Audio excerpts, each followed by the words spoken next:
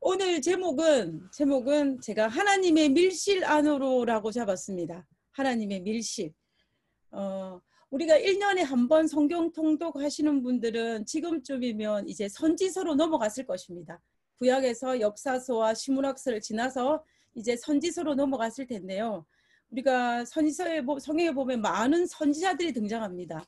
그 선지자들 중에서는 성경의 말씀을 기별을 기록한 선지자도 있고, 그리고 기록하지 않은 선지자도 있고, 그리고 어떤 선지자 성경에 보면은 대선지서에 포함되는 선지자도 있고 소선지서에 포함되는 선지자도 있습니다.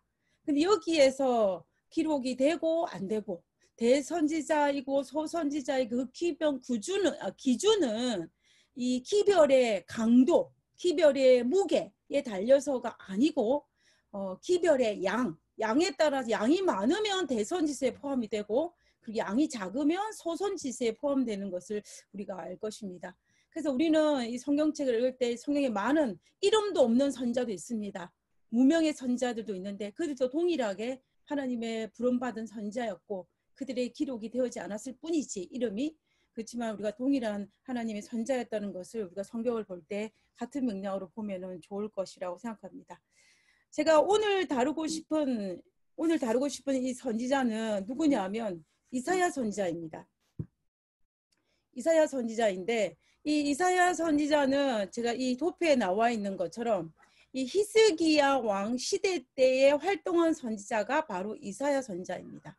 이 이사야 선지자는 이 선지자들 중에서 가장 기별의 양이 많은 선지자라고 볼 수가 있어요.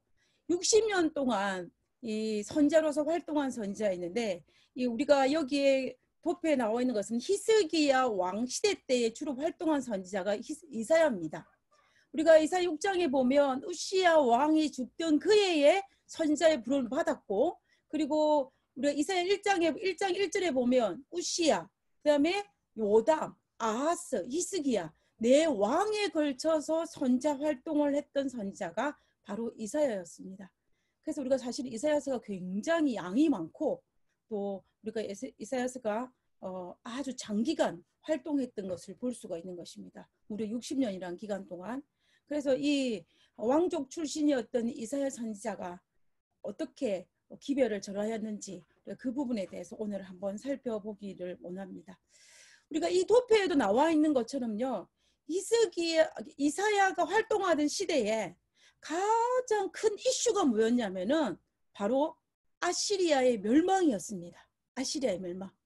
우리가 2020년을 살아가는 우리 애가 살아있는 생애 속에서 가장 큰 이슈가 있는 것처럼 이 이사야 선지자가 활동하는 시대의 가장 큰 이슈는 뭐냐면 바로 이 아시리아의 멸망입니다. 이 아시리아의 멸망이 가장 큰 이슈였던 것을 우리가 볼 수가 있는데요. 그러면 이사야 입장에서 북방 이스라엘의 멸망, 아시리아에게 멸망당한 건데, 이 북방 이스라엘의 멸망이 이사야 선지자의 입장에는 어떤 의미겠습니까?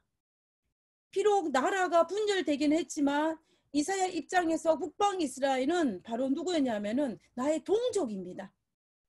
나의 형제고 나의 혈육입니다. 그래서 이 북방 이스라엘의 멸망은 나의 동족의 멸망이기 때문에 그에게 큰 의미가 있을 것입니다. 그리고 하나님의 선지자였던 이사야 입장에서 이 북방 이스라엘의 멸망은 두 번째 큰 의미는 뭐냐면 바로 북방 이스라엘이 왜 멸망했느냐라는 그 이유입니다. 북방 이스라엘이 멸망한 이유는 누구에게 멸망을 당했냐면 이 아시리아에게 멸망을 당했는데, 아시리아가 그 당시에 가장 강대국이었기 때문에 북방 이스라엘이 멸망했다.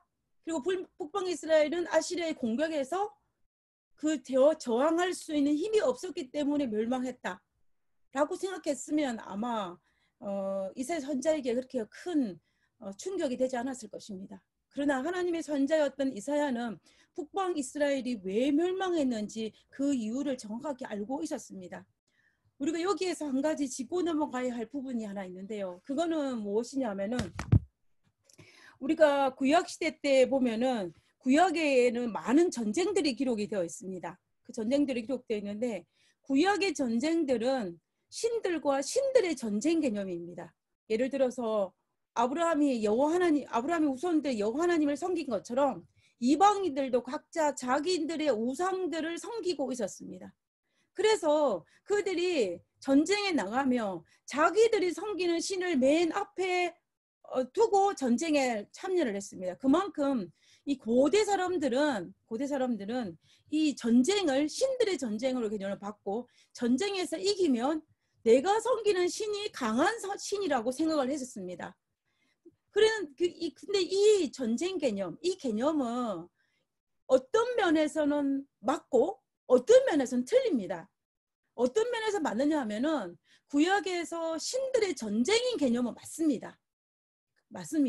그러나 틀린 거는 뭐냐면 고대 사람들이 생각하기에는 하나님도 다른 이방 신들과 같이 동등된 입장에서 어디든 힘이 강하면 승리를 하고 힘이 약하면 패배를 하는 그 개념으로 생각했지만, 그러나 우리가 성경을 통해 살펴보았을 때는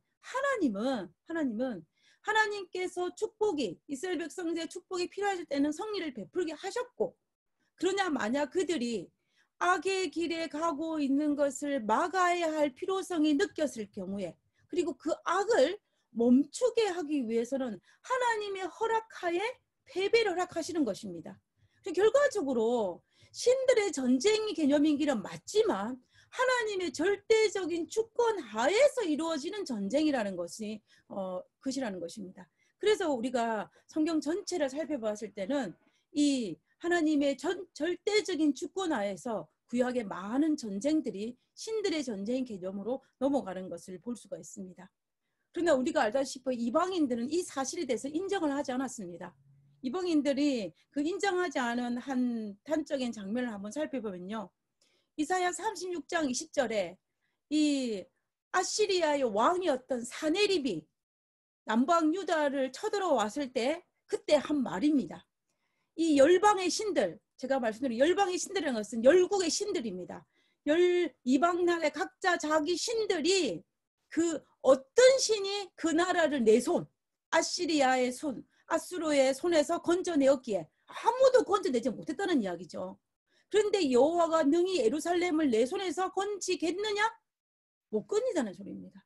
그러니까 이 사네립의 개념 속에는 여호와 하나님도 많은 신들 중에 한 명의 신에 불과하다는 것입니다. 그러나 우리가 알다시피 구약에 등장하는 많은 신들 중에 하나님과 동등된 입장에서 신은 아니라는 것은 우리가 너무나 잘 알고 있을 것입니다. 그래서 우리는 구약 전체를 볼 때 하나님께서 북방 이스라엘을 멸망시킨 것도, 그리고 남방 유다를 멸망시킨 것도 하나님의 허락 하에서 이루어지는, 하나님의 능력 안에서 이루어진 것임을 우리는 알 수가 있는 것입니다. 이사야 선지자는 이 개념을 정확하게 알고 있었습니다. 그런데 북방 이스라엘이 멸망을 한 것입니다.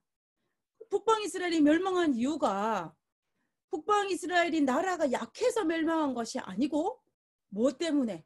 바로 이 이유 때문에 생수의 근원 되시는 하나님을 버렸기 때문에, 한마디로 말하면 하나님을 버린 것입니다. 그 다음에 두 번째는 터진 웅덩이와 같은 우상을 뭐했기 때문에? 숭배했기 때문에.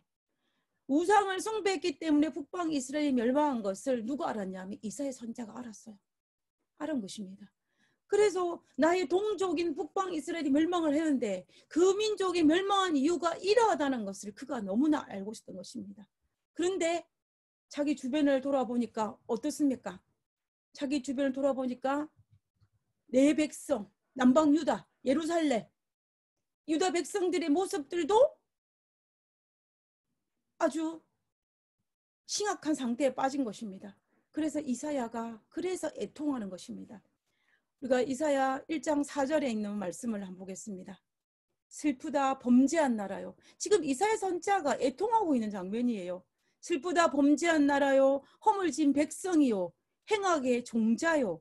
행위가 부패한 자식이로다.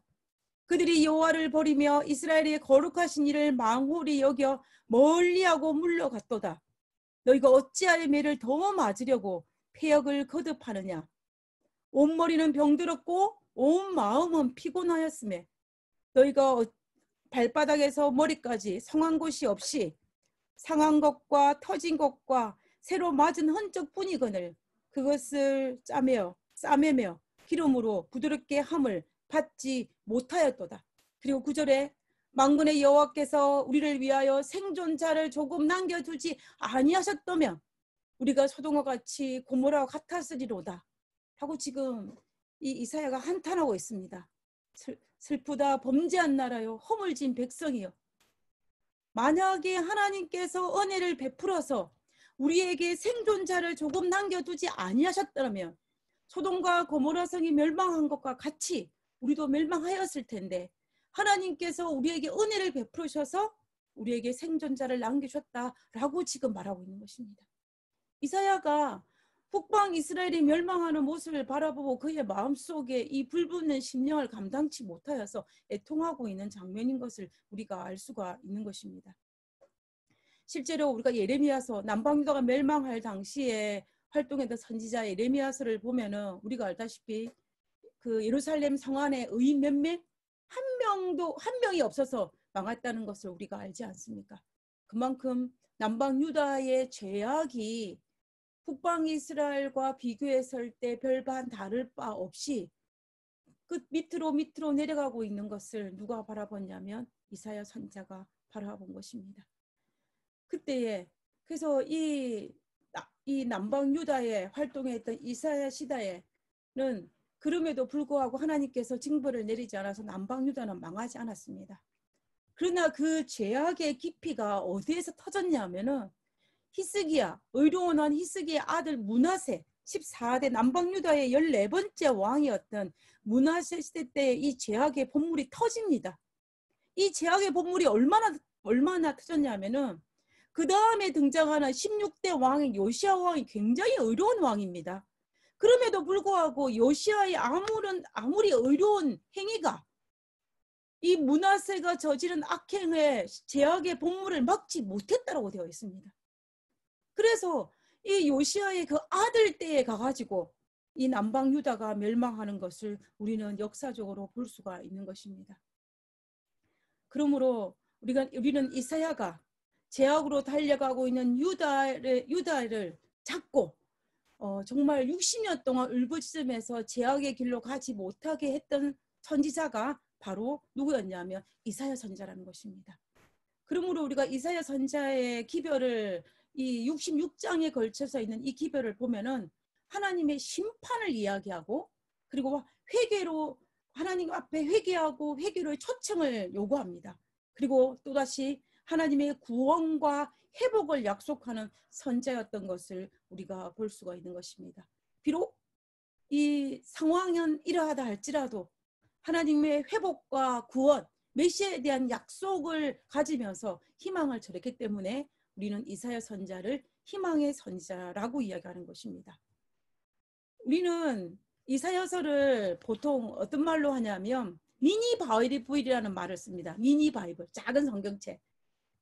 왜 그러냐면은 우리가 이사야서가 총 66장까지 되어 있습니다. 근데 성경이 몇 장까지 되어 있냐면은 총 몇 권입니까? 66권이죠. 딱 맞아요, 두 개가.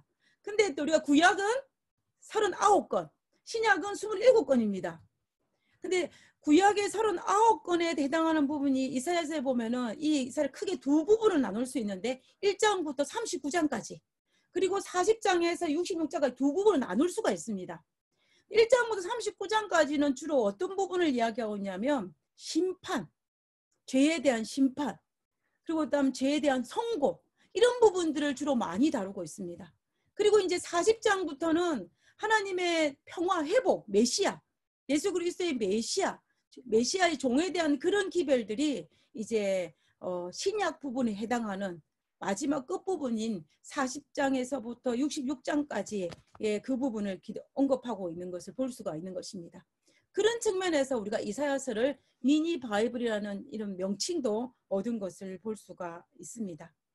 저는 오늘 이러한 부분에서 특별히 1장에서 40장까지 있는 이 39장까지 등장하는 이 부분에서 이 전반부에 대한 하나님의 심판과 하나님의 죄의 선고를 하는 이 부분에서 이 부분을 읽어보면 하나님께 참으로 은혜 받는 부분이 하나 있는데요. 그 부분이 뭐냐면 이 죄악을 다루고 심판을 다루고 선고를 다루는 이 장에서 이 전반부에서 하나님은 중간중간에 뭐 어떤 부분을 삽입시키냐면은 하나님의 백성들을 구원하는 모습을 살피고 구원하는 모습을 삽입시키는 걸 볼 수가 있어요.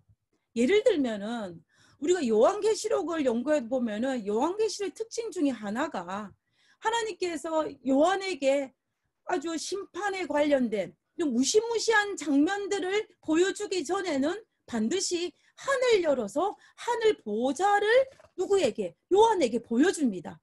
그러므로 말미암아 요한이 그 엄청난 재앙을 계시를 받기 전에 하늘의 보좌를 바라보면서 용기를 잃지 않게 하시는 하나님의 의도를 파악할 수가 있는데요. 그와 마찬가지로 이 이사야 전반부에도 죄의 심판과 죄의 선고와 이런 거를 설명하면서 중간에 하나님의 어떤 부분, 구원과 하나님 우리를 보호하심과 하나님 우리를 배려하심에 대한 그런 부분을 삽입시키는 부분을 볼 수가 있습니다. 그래서 오늘은 그 부분을 한번 살펴보았으면 좋겠습니다. 하나님께서 이사야 선지자를 통해서 정말 유다와 예루살렘의 죄악들을 낱낱이 드러내시고 그들의 심판을 예고하실 그때에 오늘날 우리의 모습으로 비교하면은 오늘날 우리의 모습과 별반 다를 바가 없는 것 같아요. 우리도 여전히 코로나 바이러스라는 이 뜻하지 않은 사건으로 말미암아 이 마지막 시대에 대한 징조들, 이런 긴박감들, 이런 것들을 우리 전사님께서 기도하신 것처럼 우리의 마음속에 굉장히 강한 인상을 받았을 것이라고 생각합니다. 그런 심판과 또 하나님의 흔들림과 이런 모든 이 삶의 고통 중에 있을 때에 우리가 이럴 때에 우리가 무엇을 붙잡고 이 환난을 넘어가야 할 것인지를 우리가 알 수 있는 부분이 바로 이 부분인 것을 볼 수가 있습니다. 하나님께서는 이사야서 25장과 26장과 27장 이 세 장에 걸쳐서 이 심판을 얘기하면서 하나님 백성에 대한 구원과 그리고 그들이 구원받은 자들이 부를 찬양의 노래까지 삽입시켜 있는 것을 우리가 볼 수가 있는 것입니다. 특별히 이사야 26장은 이스라엘 백성들이 그 죄의 결과로 인하여 멸망을 당하고 심판을 받고 난 이후에 이제 우리가 이 미래 입장에서 볼 때는 바벨론의 포로 잡혀가서 회복된 이후에 그들이 부를 노래를 이사야 26장에 기록하고 있습니다.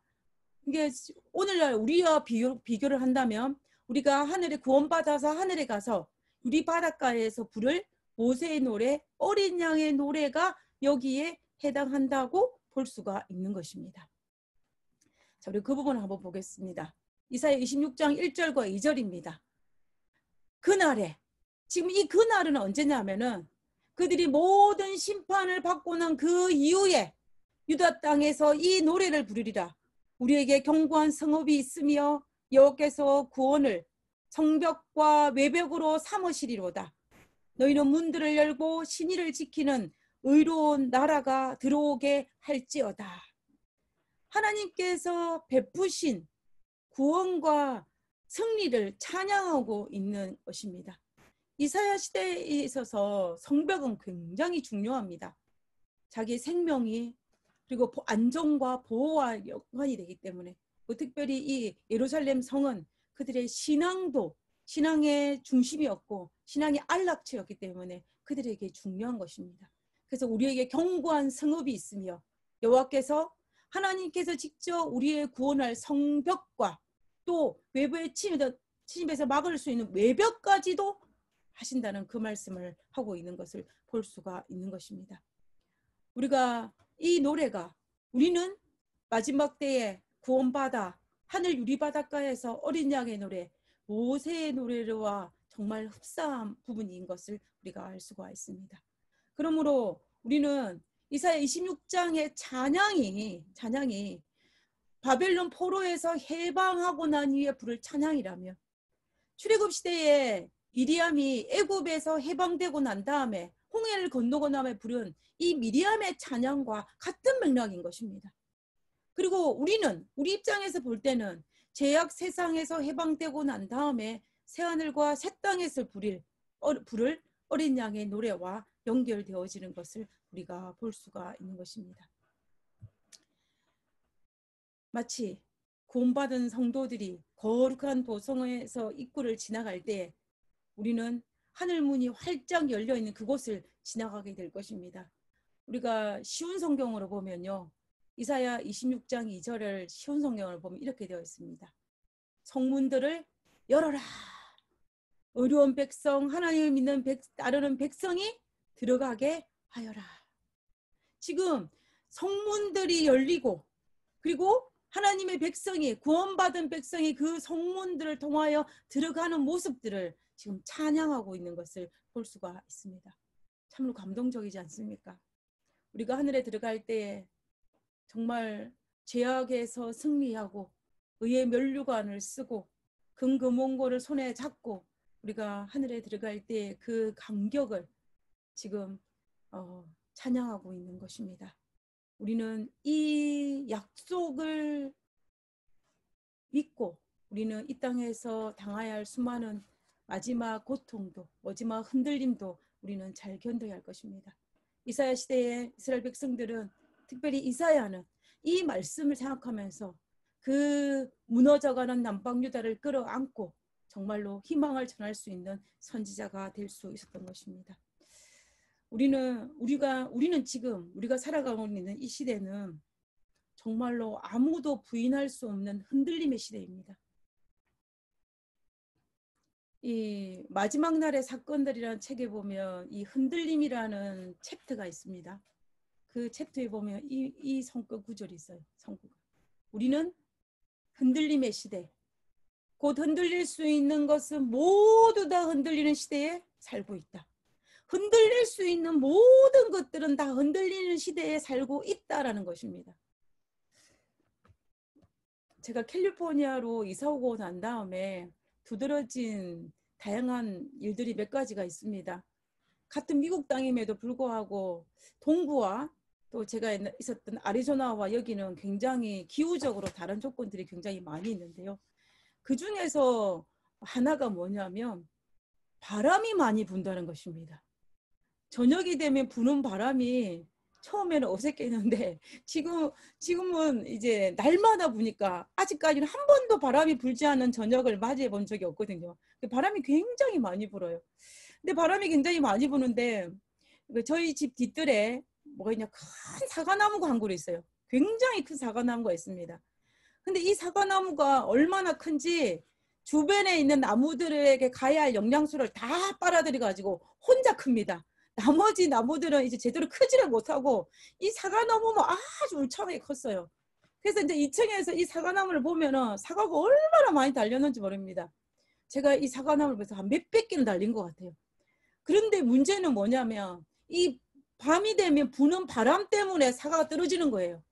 사과가 얼마나 많이 떨어지는지 정말로 하루도 안 빼먹고 매일 20개 이상씩 떨어지는 것입니다. 그래서 이 사과가 제가 그랬어요.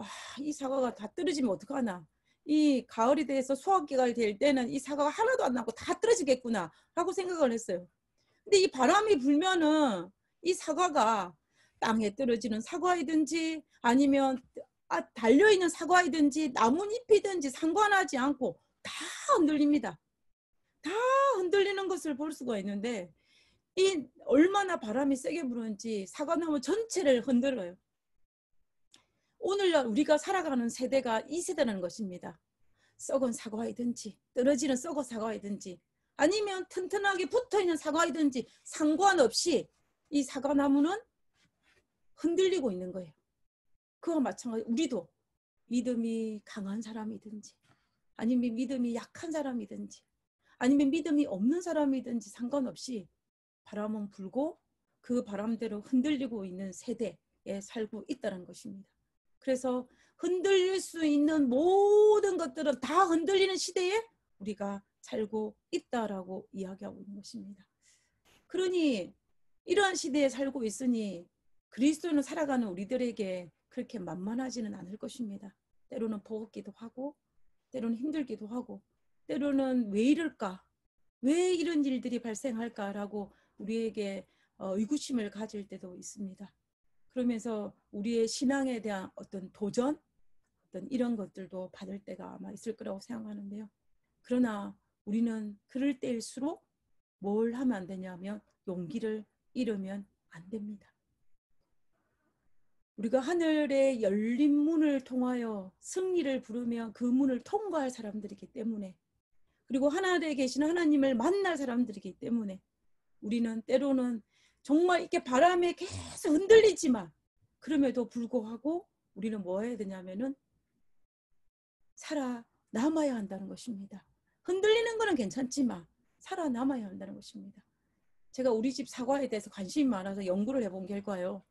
떨어진 사과는 썩어서 떨어졌습니다. 싱싱한 사과는 떨어지지 않아요. 아무리 바람이 불어도. 그와 마찬가지로 우리가 아무리 바람이 불어 흔들려도 우리가 하나님 안에서 굳건히 서 있으면 이 바람은 우리를 떨어뜨리지 못합니다.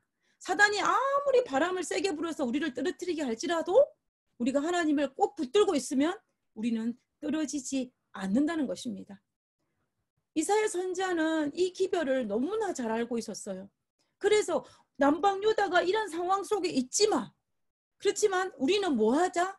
이 마지막 시대에 우리 힘들고 어렵고 흔들리는 시대이기는 하지만, 또 우리가 마지막 야곱의 환난을 통과할 시대이기는 하지만 우리는 뭐 하라고 이야기했냐면 이사야 26장 20절에 내 백성아 갈지어다. 어디로? 내 밀실에 들어가서 내 문을 닫고 분노가 지나가기까지 얼마만큼? 잠깐 숨을 지어다 그랬습니다. 오랫동안이 아니에요. 잠깐입니다.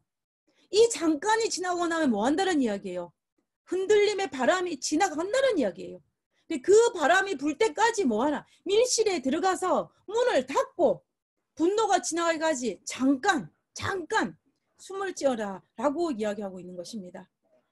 하나님은 성경에 보면은 위기 때마다 밀실을 만들어 주셨습니다. 우리가 대표적인 걸로 볼 때 노아 홍수 시대 때에 하늘에서 비가 너무 많이 내려서 땅 위에 있는 모든 것들을 다 덮었습니다.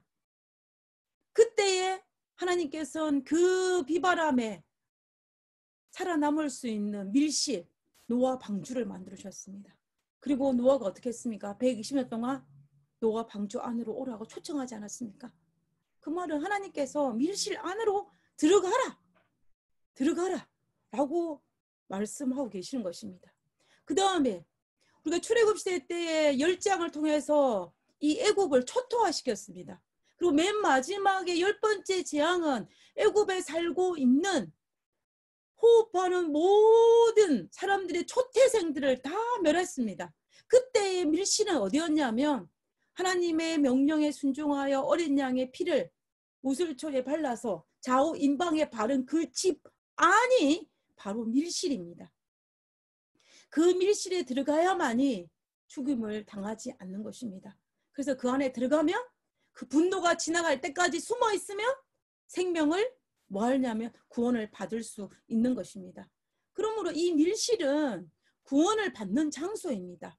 환난이 지나갈 수 있을 동안에 내가 숨을 수 있는 장소가 바로 밀실인 것입니다. 그러므로 오늘날 우리도 어떻게 되냐면 그 밀실 안에 숨어야 됩니다. 제가 이 흔들림에 대해서 관심이 자꾸 생기다 보니까 옛날에 읽었던 말씀들을 다시 읽기 시작했습니다. 그러면서 제가 읽었던 말씀 중에 여러분들도 아마 다 한 번 정도는 읽어보셨던 말씀일 건데요. 초기 문집에도 있고 교회정언에도 있는 인상적인 꿈. 이 엘렌 G 화이트 1868년에 꾸었던 꿈, 그 꿈에 대한 이야기를 한 번 정도는 들어보셨을 것입니다. 1868년에 엘렌 G 화이트의 밤에 꿈을 꾸었습니다. 그 꿈에 대한 이야기를 설명하고 있는데요. 그 꿈 이야기는 그 꿈을 하나의 그림으로 만들어 놓은 그림이 바로 이 그림입니다. 이걸 엘렌 G 화이트가 꿨던 이 스토리의 꿈을 한 장의 그림으로 만들어 놓은 그림입니다. 이 그림에서 보면은 보고 제가 꿈 이야기를 하나씩 한번 살펴보았으면 좋겠습니다. 엘렌 G 화이트 꿈을 꿨는데 꿈속에서 어떤 한 무리가 여행을 가기 위해서 준비를 하고 있었습니다. 여행 준비를 하고 있었는데 이 첫 번째, 지금 가려서 안 보일지도 모르겠는데요. 첫 번째 여기 보면 마차가 보이지 않습니까? 이 마차에다가 짐을 가득 실었습니다. 여행을 가야 되니까 필요한 물건들을 이제 이것저것 실어서 무겁게 이제 마차에 실어서 그 마차를 끌고 여행길을 떠나게 됩니다. 근데 여행길을 떠나게 되는데 이제 그 길이 평지고 좋으면은 마차를 끌고 가면 아무 문제가 없는데 가다 보니까 이 길이 오르막길인 것입니다.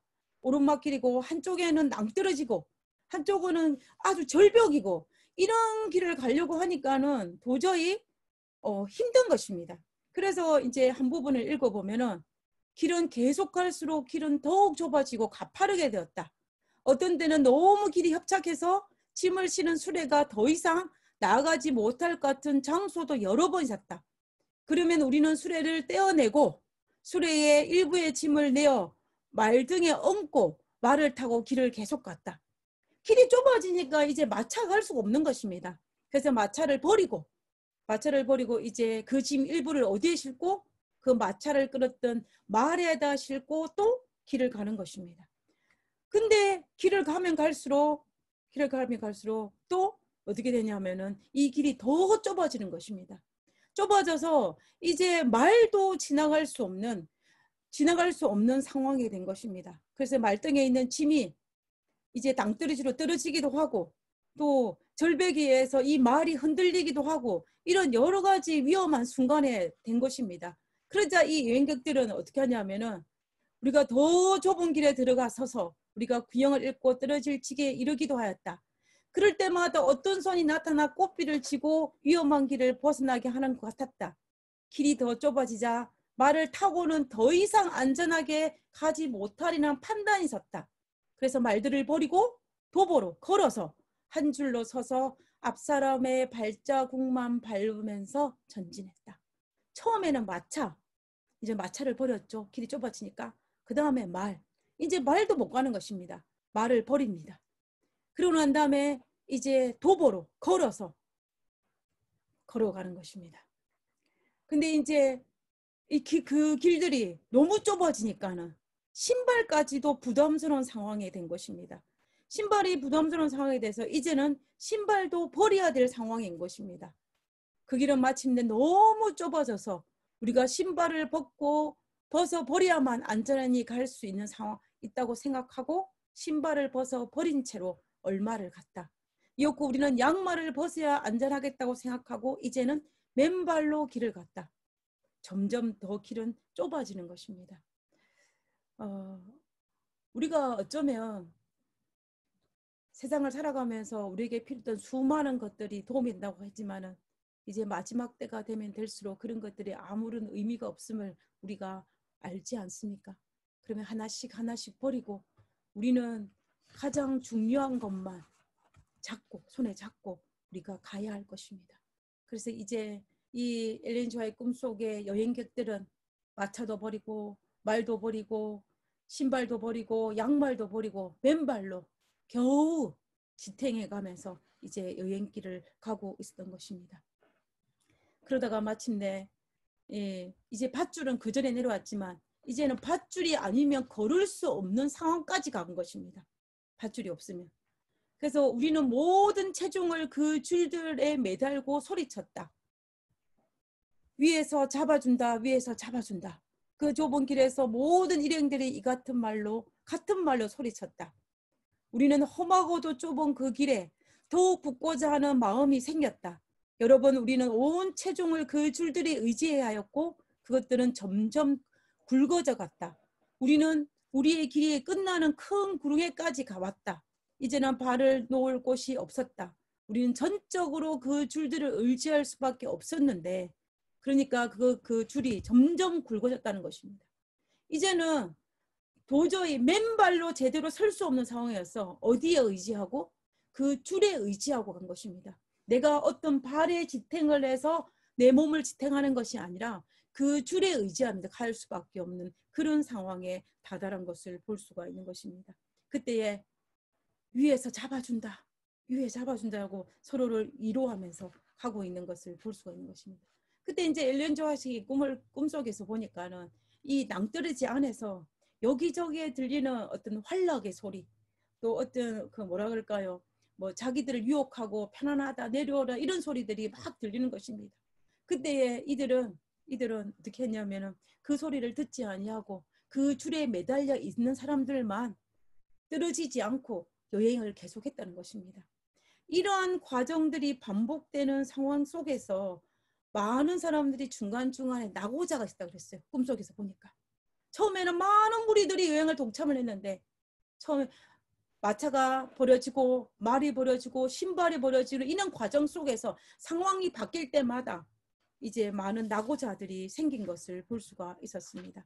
그래서 그리고 마지막 때에 이제 줄에만 의지하고 가고 있는 이 여행객들에게 수많은 유혹들이 있기는 하였지만 그래서 그들이 하늘을 볼 때 그들은 떨어지지 않았고 또 땅에 뭐가 있나라고 생각하고 보라본 자들은 땅에 떨어졌다라고 되어 있습니다. 그리고 이제 마침내 도달한 곳이 어디냐면은 이제 거기 가는데 저 멀리 무엇이 보이냐면은 푸른 초원이 보이는 것입니다. 푸른 초원이. 우리가 주저하며 근심하고 있었다. 그때 이런 말이 들렸다. 하나님께서 줄을 잡고 계신다. 우리가 줄을 잡고 있는데 우리가 어떻게 해야 될지를 몰라고 있을 때 하늘의 소리가 난 것입니다. 하나님께서 줄을 잡고 계시니 걱정하지 말라. 두려워하지 말라. 우리가 아무런 두려워할 필요가 없다는 소리가 하늘에서 들린 것입니다. 그래서 이 말이 반복되자 우리는 그 말을 의지하면서 이제 나아간 것입니다. 자, 근데 그리고 나서 나의 남편이 엘렌 조의 남편이 줄에 매달려 구릉을 뛰어넘어 아름다운 들에 내렸다. 나는 즉시 그 뒤를 따랐다. 지금 이 장면이 무슨 장면이냐면은 지금 이 어느 순간에 도달했을 때 저 멀리 초원이 있고 들판이 있고 아름다운 곳이 있는 것을 발견을 한 것입니다. 그래서 이제 그것을 뛰어넘어야 되는데 용기가 생기지 않은 것입니다. 용기가 생기지 않아서 이 일을 어떻게 할까 걱정하고 염려하고 있을 때 하늘에서 하나님께서 줄을 잡고 계시니까 염려하지 말고 뛰어라 이 소리를 들린 것입니다. 그때에 그것을 듣고 그것을 받아들인 꿈속에서 엘렌 조의 남편이 먼저 줄에 매달려서 들판으로 뛰어내린 것을 설명하고 있는 것입니다. 그리고 그 뒤를 따라서 엘렌 조 화이트도 이제 줄을 매달려서 그 들판에 갔다는 것입니다. 그러고 난 다음에 우리는 하나님께 대한 감사와 안도감을 갖게 되었다. 나는 하나님께 대한 승리의 찬미를 부르는 소리를 들었다. 나는 행복하였다. 온전히 행복하였다. 여기까지가 엘렌 지 화이트 꿈입니다. 제가 옛날에도 이 이야기를 아주 감명 깊게 읽었는데요.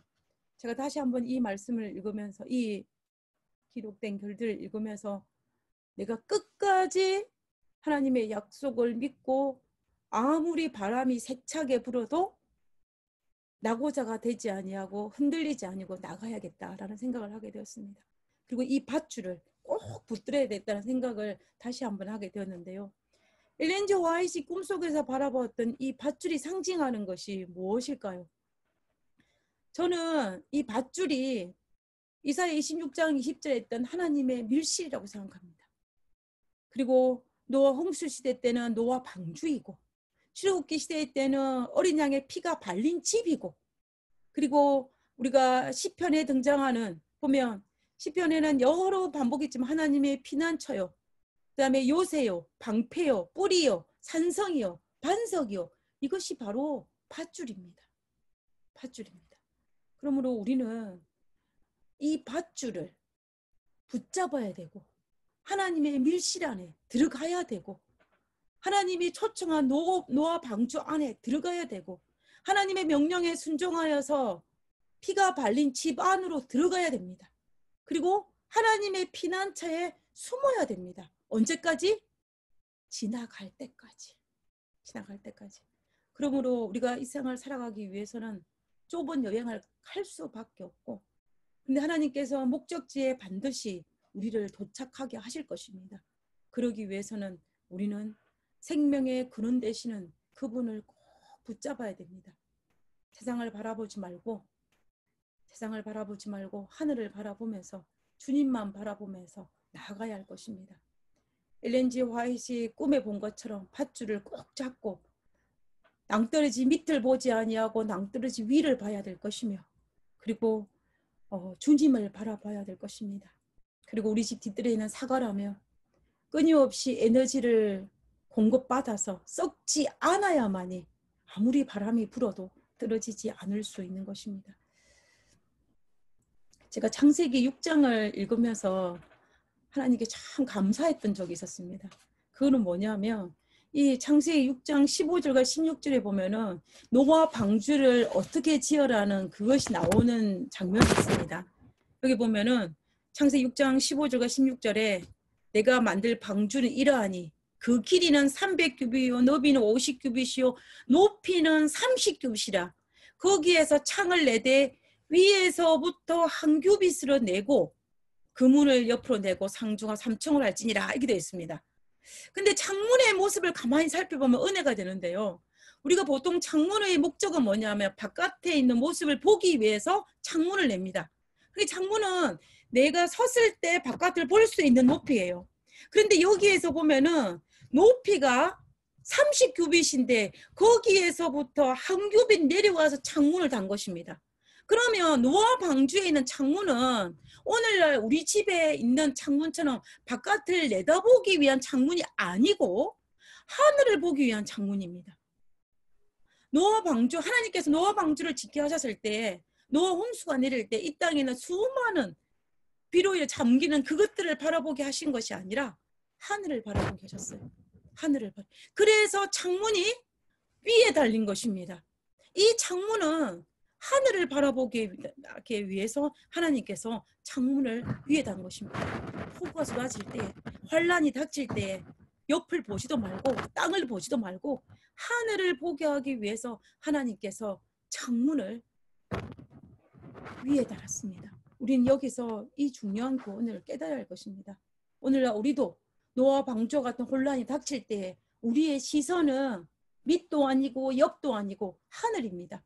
그래서 하나님께서 노아 방주의 창문을 위에 다셨다는 것을 우리가 반드시 기억해야 할 것입니다. 하나님께서 땅을 보지 말고 세상을 보지 못하도록 창문을 위에 다신 그 놀라운 섭리를 우리는 반드시 기억해야 될 것입니다. 세상을 바라보면은 우리는 절망할 수밖에 없습니다. 만약에 우리가 우리 주변을 살핀다면 그리고 우리가 세상을 바라본다면 희망을 말할 수가 없습니다. 이사야가 주변을 살펴보고 슬프다 하지 않았습니까? 이사야 1장 4절에 슬프다 내 백성이라 내 허물진 백성이라 말하지 않았습니까? 우리는 주변을 살펴보면 희망이 없습니다. 그러나 주변을 보지 않고 하늘을 바라보며 위로와 용기를 얻을 수 있는 것입니다. 이스라엘 백성들의 광야를 출애굽에서 광야를 여행을 할 때 그들이 광야를 바라봤으면 희망이 없습니다. 광야에 풀이 있습니까? 물이 있습니까? 무엇이 있습니까? 그러나 그들이 하나님을 바라봤기 때문에 그들의 마음속에 평강과 기쁨과 믿음을 가지고 모세와 여호수아와 갈렙이 그 출애굽의 여정을 마칠 수가 있었던 것입니다. 그와 마찬가지로 12정탐꾼이 가나안 땅을 정탐했을 때 그들이 가나안 땅에 살고 있는 사람을 봤기 때문에 자기 자신은 메뚜기처럼 느꼈지만은 그러나 여호수아와 갈렙은 하나님을 바라봤기 때문에 그들은 우리의 밥이라고 볼 수 있습니다. 바라보는 대상이 어디냐에 따라서 똑같은 걸 바라봤는데도 이렇게 엄청난 차이가 있을 수밖에 없는 것입니다. 그러므로 우리가 오늘 본문에 있는 말씀처럼 이사야 26장 20절에 밀실에 들어가서 이 분노가 이 재앙이 지나가기까지 숨으라고 말씀하신 그 하나님의 말씀에 순종하여 우리는 하나님의 밀실 안으로 들어가야 됩니다. 하나님의 피난처 안으로 들어가야 되고 하나님의 방주 안으로 들어가야 되고 하나님께 약속하신 그 요새에 들어가서 이 분노가 지나갈 때까지 숨어야 할 것입니다. 하나님께서 시편 50편 15절에 환난 날에 그 밀실 안에 들어가서 뭐하라? 나를 부르라. 내가 너를 건지리니 내가 나를 영화롭게 하리라 라고 말씀하셨습니다. 이것이 하나님의 약속입니다. 그러므로 우리가 오늘날 우리 세대가 어떠하든지 상관없이 아무리 바람이 세차게 불다 상관없이 아무리 흔들림의 시대를 한다고 상관없이 우리는 하나님의 밀실 안에 들어가서 이 분노가 지나가게 숨어 있으면서 한난 날에 하나님을 부르며 하나님께서는 우리를 건지실 것이고 하나님께서 나를 영화롭게 하신다고 하셨습니다. 그러므로 우리는 절대로 흔들림에 따라서 너무 많이 흔들리지 마시고 살짝 흔들려도 우리는 하나님의 뜻 안에 살면서 정말로 끝까지 하늘을 바라보면서 마지막에 내가 너를 영화롭게 하리라는 그 약속의 주인공이 될 수 있는 우리 모두가 되기를 간절히 바라면서 오늘 말씀을 마치도록 하겠습니다. 기도하고 마치겠습니다. 기도하겠습니다. 하늘에 계신 하나님, 우리에게 밀실을 주셔서 감사합니다. 아버지, 우리에게 숨을 피난처를 허락하여 주셔서 감사합니다. 하나님, 아무리 바람이 많이 불고 아무리 흔들림이 심한 시대이지만 우리가 하나님 안에 있으면 우리는 안전할 것이고 우리는 편안함을 유지할 수 있을 것입니다. 아버지여, 우리가 하나님 안에 숨을 수 있도록 도와주시고 하나님의 능력 안에서 우리가 편안한 그리스도의 삶을 살 수 있도록 도와주시옵소서.